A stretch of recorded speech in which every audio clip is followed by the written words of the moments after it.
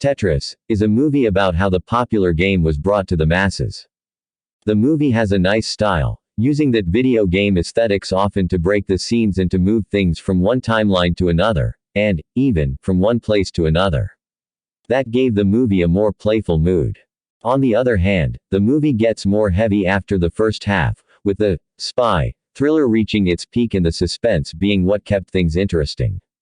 The performances, in addition, were impressive and enjoyable by everyone in the cast and, especially, Taron Egerton. However, the story felt partial, as it used too many time jumps and too many going from Tokyo to the USA to the USSR and so on. Thus, it was difficult to follow at some point and even get into it.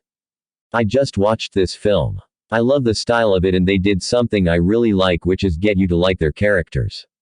I was very invested in the story and the characters. I also didn't know the story, so it was a surprise. I don't know much about the Soviet Union, but it did a very good job of world building regarding the Soviet Union. Taron Egerton in this film was great. Everyone in this film had good acting going on. You really go on a journey with these characters and you want the protagonists to win so badly. I won't spoil if they do or not for you, but at the end, there is a slideshow of real facts. Just a really good film that is tense and fun and just good. I would definitely recommend this not only if you don't know the story but as a film to enjoy as well. It is available now on Apple TV+. I liked the premise, really did. Everyone loves Tetris. I had a Game Boy, it was awesome. That being said, this movie has almost nothing to do with the game after about 30 minutes. From then on it is an exhausting mess of a movie. Essentially the entire plot is about the contract of Tetris between a wide array of unlikable characters, many of which speak Russian with no subtitles. I was engaged until about the 1 hour 10-minute mark, then I just got tired and wanted to watch something else. It's way too long, this should have been 1 hour 30. The Russian characters all look, sound the same, so you just tune out. By the end I just wanted it to end. Sucks because the nostalgia alone should have made this an easy movie to succeed at. Instead it's just exhausting and by the end you just want the movie to end. 5/10. This film was pretty entertaining and quite original in its storytelling, which was intriguing, but overall I left it thinking it was just fine. The first 45 minutes of the movie was the most entertaining, but then the rest of the film just felt really repetitive and lost its charm for me. The acting is pretty well done and I thought the dialogue was convincing enough. I just wish that either the film was 30 minutes shorter or that the filmmakers found ways to keep the storytelling interesting. I thought the telling of the story seemed quite true to life, but maybe a bit sensational, leaning into the anti-communist Soviet Union rhetoric. Also, shout out to the art department for this film. I thought a lot of the sets and costumes were really great for a period piece. This is a pretty unusual movie and it's somewhat amazing they managed to stretch the story for as long a running time as they did. It does ramble on a bit but holds it together for the most part. Some funny moments and the game's affected car chases were pretty cool. Taron is the acting highlight for the show, plenty of fun in his performance. Still, it is an odd film. Almost to the point of a parody. Many people may find the movie a little hard to swallow or just too silly. It's not my favorite film of all time for sure, but it was entertaining enough. Overall, would I want to watch it twice? No smiley face.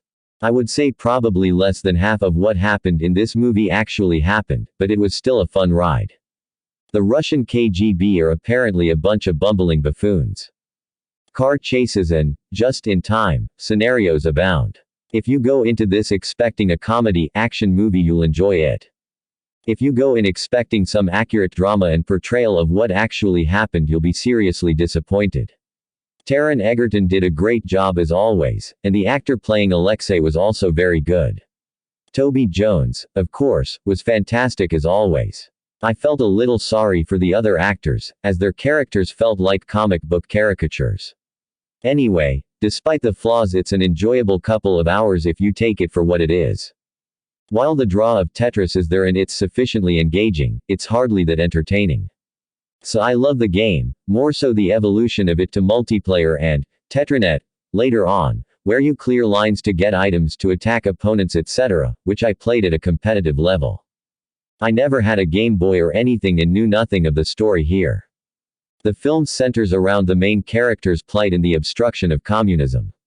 It's memorable in the story resonating, but no individual scene. The characters aren't great or the performances really lead Egerton's descent however.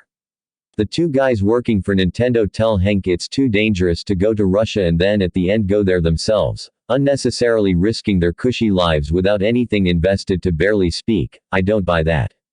It's a real pity that what was probably the most important computer game of the 20th century has become nothing more than an almost level-free entertainment film.